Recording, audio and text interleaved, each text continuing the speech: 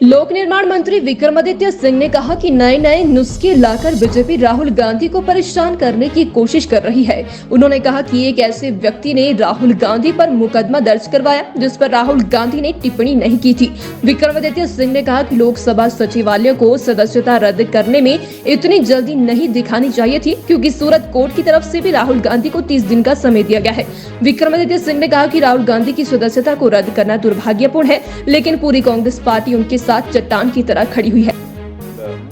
SP यहाँ पर आए हैं, उन्होंने अपने अपने डिस्ट्रिक्ट के मुतल्लक कई कंसर्न्स को यहाँ पे रेज किया है, जिसको हमने मिनट्स में रिकॉर्ड किया है और उनको भी हम ध्यान में रखते हुए हमने अपने लिए 6 महीने का 8 महीने का एक वर्किंग प्लान बनाया है, जिसमें हम डिपार्टमेंट द्वारा भी जो ऐसे स्पॉट्स है प्रदेश के अंदर जहाँ पे एक्सीडेंट प्रोन एरियाज हैं उनको ठीक करने का, चाहे वो वहाँ की रोड्स की कंडीशन है उसको, वहाँ की जो साइनेजेस है उसको इम्प्रूवाइज किया जा सके, वो भी बड़ा ज़रूरी है। क्योंकि कई बारी हमारे टूरिस्ट आते हैं, उनको इलाके के बारे में पूरी जानकारी नहीं होती है और उसकी वजह से भी फैसिलिटीज़ बढ़ जाती है। इसलिए रोड साइनेजेस और कोई हैजर्डियस एरियाज हो उसके बारे में पहले ही जानकारी मिल जाए, उसके लिए भी हम प्रयास करेंगे। और हम टेलीकॉम डिपार्टमेंट से भी इसमें टाई अप करने की कोशिश करेंगे कि जब आप पर्टिकुलर किसी डिस्ट्रिक्ट में कोई व्यक्ति जा रहा है, वहाँ का टावर का सेलफोन उसको पकड़ता है, जो भी डिस्ट्रिक्ट में आदमी आ रहा है, तो उनको एक पहले ही मैसेज आ जाए इस तरीके का जो है यहाँ की रोड कंडीशन है या इस तरीके का कोई वहाँ की जो समस्या है, ताकि जो लोकल्स के अलावा जो बाहर से टूरिस्ट आ रहे हैं उनको वहाँ की जो कंडीशन हो उसके बारे में वो अवगत हो, उसके लिए भी हम प्रयास करेंगे। मगर जैसा मैंने कहा कि it is not only PWD, ये एक जॉइंट मैकेनिज्म जो है वो पुलिस डिपार्टमेंट है, PWD है, जितने भी स्टेक होल्डर्स हैं उनके बीच में होना चाहिए। A lot of good work has happened previously, but उसको हमको आने वाले समय में और मजबूती देने के लिए की आवश्यकता है। इसीलिए आज ये एक बैठक की गई है और आने वाले समय में रेगुलर इंटरवल्स पे इस तरीके की बैठक हम प्रदेश के अंदर करेंगे। और अभी प्राथमिकता पे जो मैंने कल भी जिसके बारे में जिक्र किया कि 4 हमारे स्टेट हाईवेज हैं जिनकी 4 लेनिंग का कार्य बहुत जल्द इन प्रिंसिपल केंद्र सरकार से मिनिस्ट्री ऑफ मॉड से अप्रूवल हो जाएगी, उस पर कार्य शुरू होगा। इन जो अब ये 4 लेनिंग का कार्य जिन हाईवेज के ऊपर होगा आपके नेशनल हाईवेज पे, उस पर पर्टिकुलरली हम इसको इम्प्लीमेंट करने के लिए एक अलग से अतिरिक्त बजट जो है वो केंद्र सरकार से मांगने का प्रयास करेंगे, ताकि उसमें सारे सेफ्टी मेजर्स आपके दिए जा सके और उसको हम आने वाले समय में प्रदेश के अंदर इम्प्लीमेंट करें। और साथ ही साथ कई जगहों पर ये भी देखा जाता है कि बहुत से आपके जो शहरी इलाके हैं, हेविली पॉपुलेटेड एरियाज है, वहाँ पे जो रेडी वाले हैं, रेडी फड़ी वाले हैं, कई दुकान है, कई आपकी इंक्रोचमेंट्स है, उसकी वजह से भी एक्सीडेंट्स हो रहे हैं। उसके लिए भी हम एक सैनिटाइजेशन जो है वो करने का प्रयास करेंगे। पुलिस डिपार्टमेंट में उसको अपना योगदान देगा, मगर उनको रिक्विजिट पार्किंग फैसिलिटीज़ और एक जगह जहाँ पे वो अपनी दुकानें लगा सके उसका भी प्रोग्राम करने की आवश्यकता है। तो उसको भी एक स्टिपुलेटेड टाइम वर्क डिपार्टमेंट द्वारा एक जॉइंट मीटिंग प्रदेश में जो हमारे सड़कें हैं, चाहे वो नेशनल हाईवेज हैं, चाहे वो स्टेट हाईवेज है, MDR है, लिंक रोड्स है और जो 4 लेनिंग है, उसमें जो घटनाएं प्रदेश में लगातार घट रही है, एक्सीडेंट्स हो रहे हैं, उसमें क्या कार्य प्रदेश के अंदर हो रहा है, कैसे हमने उसको आने वाले समय में इम्प्रोवाइज करना है, एक्सीडेंट्स को कम करना है, उसके ऊपर एक बैठक, बहुत महत्वपूर्ण बैठक जो है वो हुई है। और ऐसा नहीं है कि पूर्व में इसमें कार्य नहीं हुआ है, उसमें भी अगर मैं आंकड़ों को भी देखूं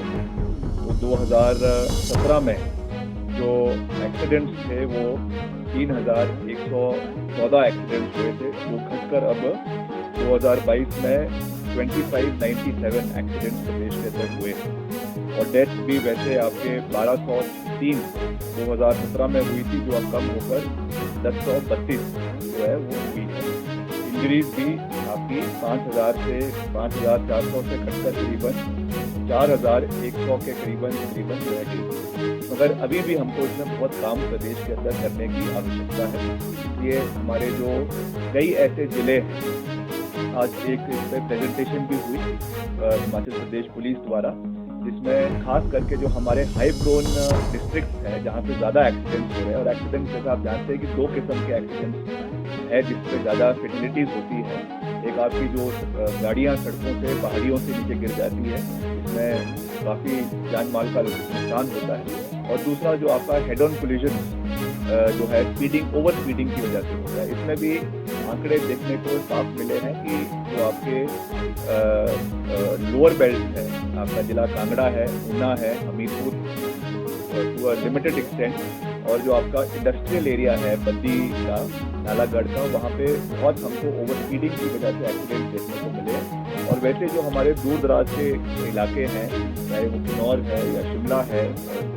सिरमौर के कुछ ऐसे हिस्से हैं, चंबा के कुछ ऐसे हिस्से हैं जहाँ पे ब्लैक स्पॉट्स आइडेंटिफाई भी किए, उन पे काम भी हुआ है, मगर वहाँ पे अभी भी जो आपकी कई बसें गिर जाती है, कई आपकी लाइट मोटर व्हीकल गिर जाती है, ट्रक्स गिर जाते हैं, इसमें काफ़ी जो है डेथ हो जाती है। इन चीज़ों के ऊपर आंकड़ों सहित हमको इस पर अब आने वाले समय में इम्प्रोवाइजेशन करने की आवश्यकता है। इसके लिए वर्ल्ड बैंक द्वारा भी हम आने वाले समय में अभी भी उस पर कई स्कीम चली हुई है, कई फंडेड प्रोजेक्ट है जिसमें इंटीग्रेटेड मैनेजमेंट है और इम्प्रोवाइज प्रदेश के अंदर करने की आवश्यकता है। डिपार्टमेंट द्वारा जो है करीबन PWD डिपार्टमेंट द्वारा 6,509 आपके ब्लैक स्पॉट्स जो है वो HPPWD ने, यानी हमारे डिपार्टमेंट ने और हिमाचल प्रदेश पुलिस ने आइडेंटिफाई किए थे, जिसमें से 5,350 ब्लैक स्पॉट्स पे काम किया जा चुका है। मगर अभी भी हमने कई जगहों पे देखा है कि ब्लैक स्पॉट्स आइडेंटिफाई होने के बावजूद भी, वहाँ पे आपका क्रैश बैरियर्स लगाने के बावजूद भी कई ऐसी जगहें अभी भी है जहाँ पे एक्सीडेंट्स हो रहे हैं। उनको भी आने वाले समय में इम्प्रोवाइज करने के लिए हमने मैं मुख्यमंत्री जी से भी इस चीज़ को आने वाले समय में निवेदन करूंगा कि इसमें अधिकतर बजट हमको जो है वो आपके रोड इम्प्रोवाइजेशन के लिए, इस तरीके की जो एक्सीडेंट भविष्य में ना हो उसके लिए दिया जाए। और जो हमारी नेशनल हाईवे की सड़कें हैं उसके लिए हम ministry of road transport and transport Moore's है, उनसे भी निवेदन करेंगे कि इसको हम इसमें ज़्यादा फंडिंग जो है वो ब्लैक स्पॉट के लिए दी जाए, जहाँ पे हम ज़्यादा से ज़्यादा सेफ्टी मेजर्स आने वाले समय में जो है वो ले सके, ताकि एक्सीडेंट्स की जो हमारी जो नंबर्स है, फिगर्स है, उनको हम आने वाले समय में कम करें। इसके साथ जो हमारा पुलिसिंग है as far as traffic management is concern, ये कंसर्न आज हमारे माननीय DGP साहब ने भी रेज किए हैं कि हमको पर्टिकुलरली जो है वो ट्रैफिक जो हमारा अपैरेटस है पुलिस डिपार्टमेंट में उसको और मजबूत करने की आवश्यकता है, और डेडिकेटेड ट्रैफिक पुलिस आपके खास करके उन जिलों में जहाँ पे फैटिलिटीज बहुत हाई हो रही है, जैसे मैंने कहा ऊना है, कुल्लू है, आपका बद्दी डिस्ट्रिक्ट है, वहाँ पे करने की आवश्यकता है। हम DGP साहब भी इस मुद्दे को मुख्यमंत्री जी से उठाएंगे, और क्योंकि हमारा भी कंसर्न डिपार्टमेंट है इसलिए हम भी इस विषय को प्राथमिकता पे मुख्यमंत्री जी को उठाएंगे कि कम से कम टू बिगिन विद इन एरियाज में हम जो है सेपरेट एक ट्रैफिक पुलिसिंग डिस्ट्रिक्ट वहाँ पे दिया जा सके, DSP वहाँ बैठे, और स्टाफ भी बढ़ाया जाए, क्योंकि अभी जो हमारी रिक्विजिट स्ट्रेंथ है पुलिस की, उनमें से ही आप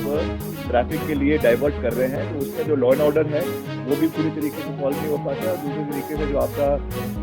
ट्रैफिक मैनेजमेंट है वो भी उसमें सॉल्व नहीं हो पा रहा। और इन जो डेडिकेटेड रोड्स है इसमें आपको जो है गाड़ियाँ जो है आपकी ट्रैफिक मैनेजमेंट के लिए PCR व्हीकल से हटकर भी आवश्यकता है, वो उसके लिए भी अभी गाड़ियाँ बहुत कम है डिपार्टमेंट के पास। इस चीज़ को भी हम जो है सरकार से टेकअप करेंगे आने वाले समय में, और प्राथमिकता पे इसके लिए फंडिंग इम्पोर्टेंट फैक्टर है, क्योंकि जब कोई इस तरीके का एक्सीडेंट होता है तो time is of the greatest essence, एक मिनट, एक सेकंड जो है वो बहुत महत्वपूर्ण होता है। और इसलिए हम खास करके जो रिमोट एरियाज हैं जहाँ पे इस तरीके के एक्सीडेंट होते हैं, अभी एक हमारी जो एसपी कुल्लू है मैडम, वो बंजार का एक इंसिडेंट दे रही थी, जहाँ पे एक बारी एक आपका बस गिरी और करीबन 35 से 37 लोगों की उसमें दुखद घटना हुई, मृत्यु हो गई। वैसे ही शिलाई के अंदर हुआ। तो जो ऐसे प्रोन एरियाज हैं वहाँ पे हालांकि 108 की एम्बुलेंसेज उस एरियाज में हैं, मगर उसको भी हमें इम्प्रोवाइज करने की आवश्यकता है। और आपका डिपार्टमेंट द्वारा भी कई जगहों पे हमारी मशीन्स है उनको रिट्रीव करने के लिए जिसकी आवश्यकता है, क्रेन है, उसको भी हम इम्प्रोवाइज करने का प्रयास करेंगे। मगर जैसा अभी हमने मीटिंग में भी कहा कि ऑनगोइंग प्रोसेस, बहुत लंबा प्रोसेस है, मगर कुछ एरियाज को पहले आइडेंटिफाई करके हम एक्शनेबल मोड में आना चाहते हैं और वहाँ पे उसकी शुरुआत करें ताकि ज़मीन पे लगे कि कुछ चेंजेस आ रहे हैं, तो फिर ग्रेजुअली उसको हम और एरियाज में भी इम्प्लीमेंट करने का प्रयास करें। इसका क्या एजेंडा और इसका क्या तात्पर्य निकाला जा सकता है? ये तो इलेक्शन के ही दिनों में ही होता है और ऐसा नहीं है कि राहुल गांधी जी के ऊपर ही ये डिफेमेशन के केस हुए। अगर हम हिमाचल का इतिहास भी पकड़ लें तो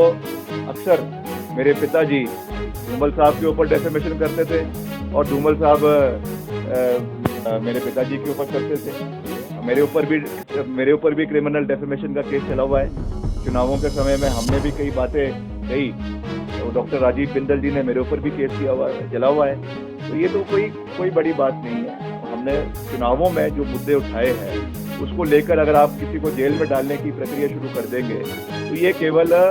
जनता की आवाज़ को, विपक्ष की आवाज़ को दबाने की बात है। और अगर आप विपक्ष की आवाज़ को ही दबा देंगे सरकार के अंदर, देश के अंदर, तो लोगों के मुद्दे कौन उठाएगा? तो इसको उस परिप्रेक्ष्य से देखने की आवश्यकता है। तो ये कोई बड़ी बात नहीं है।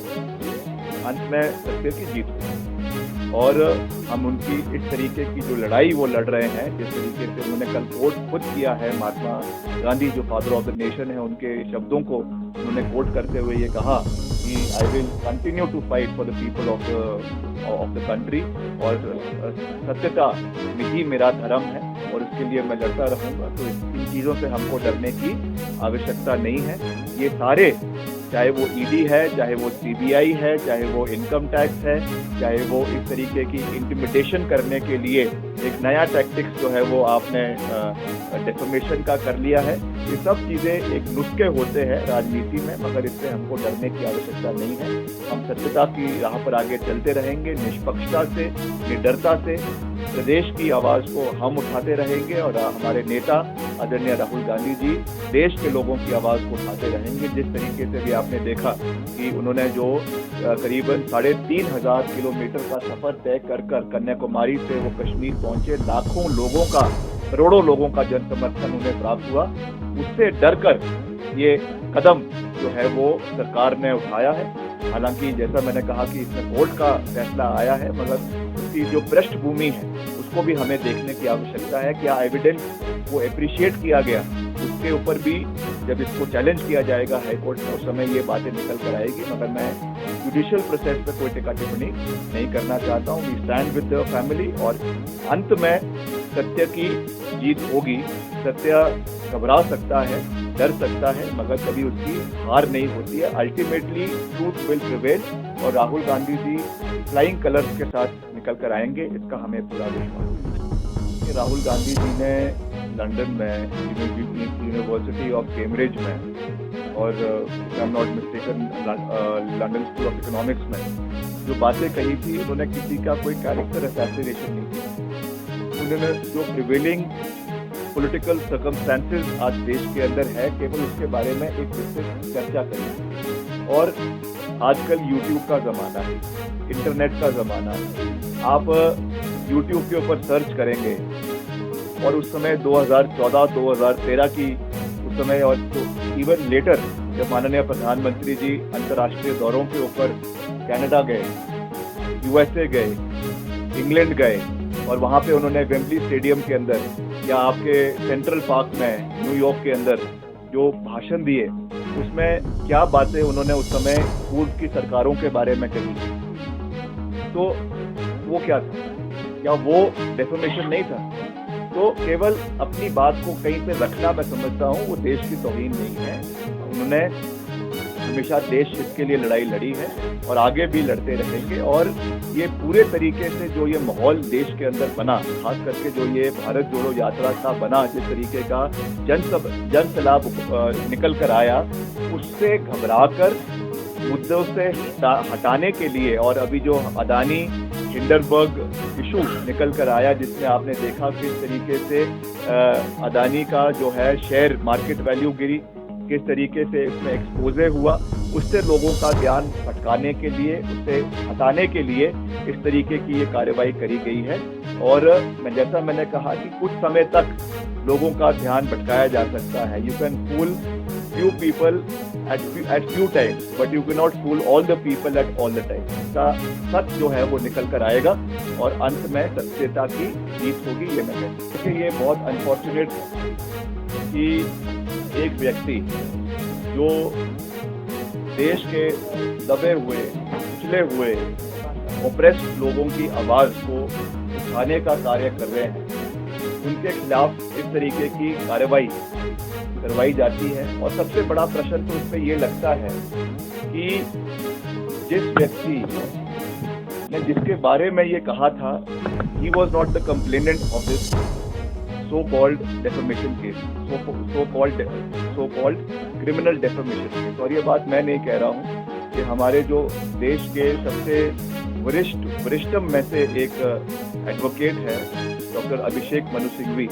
उन्होंने भी इस बात को कहा है। कपिल सिब्बल जी जो एक बहुत वरिष्ठ अधिवक्ता है, उन्होंने भी इस बात को कहा है कि जब तक जो मेन कंप्लेनेंट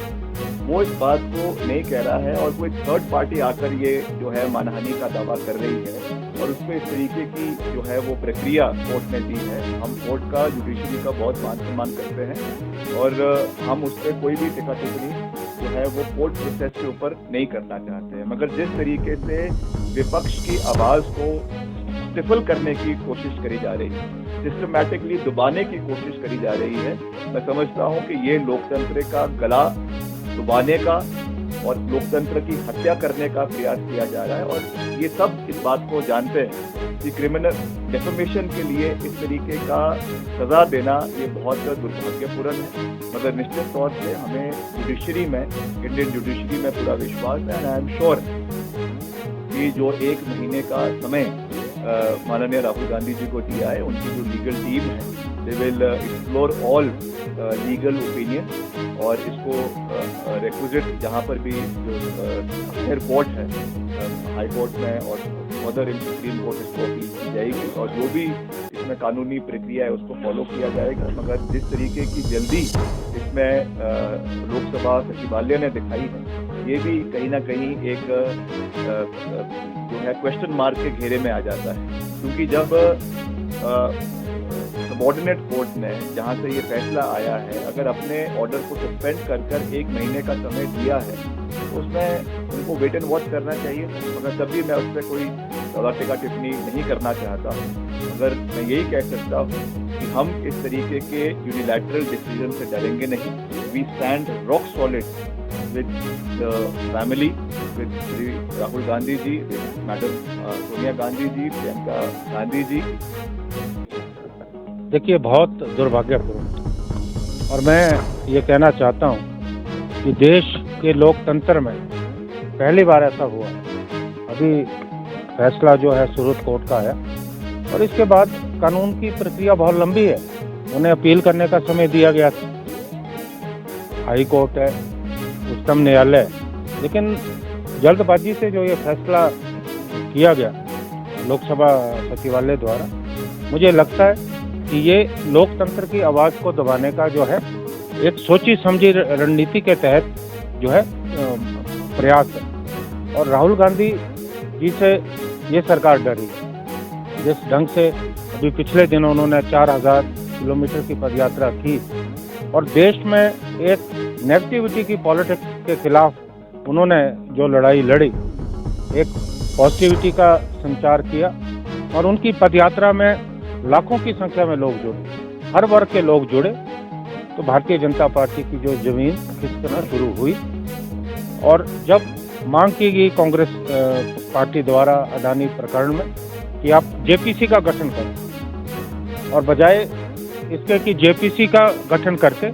उन्होंने एक सोची समझी रणनीति के तहत जो है राहुल गांधी जी की घेराबंदी जो है शुरू की है। मेरा ये मानना है, ये आप देखेंगे आने वाले समय में कि ये फैसला बहुत महंगा पड़ने वाला है इस सरकार के लिए। और राहुल गांधी जी जिस तरह से एक अधिनायकवादी शासन के खिलाफ खड़े हुए, ये आने वाला समय बताएगा और देश देख रहा है कि क्या हो रहा है। पहले उन्हें लोकसभा में बोलने नहीं दिया गया, और बाद में एक सोची समझी रणनीति के तहत उन्हें उनकी जो सदस्यता है वो जो है रद्द कर दी गई। मैं ये समझता हूँ कि ये लोकतंत्र के इतिहास में काले अक्षरों में लिखा जाए। जिस तरह से ये फैसला हुआ, क्योंकि 2024 की जो इबारत है वो लिखी जा रही है, क्योंकि जो सत्ता में बैठे लोग हैं उन्हें लग रहा है कि उनके पैरों के नीचे से ज़मीन खिसक चुकी है और इस तरह के फैसले जो ये सरकार कर रही है, मैं ये समझता हूँ जहाँ ये लोकतांत्रिक परंपराओं के खिलाफ है, वहाँ पूरे विश्व में हमारे देश के लोकतंत्र की किरकिरी हो रही है कि एक विपक्ष के नेता के साथ जो बर्ताव हो रहा है, मैं समझता हूँ कि देश की जनता इसको सहन करने वाली नहीं।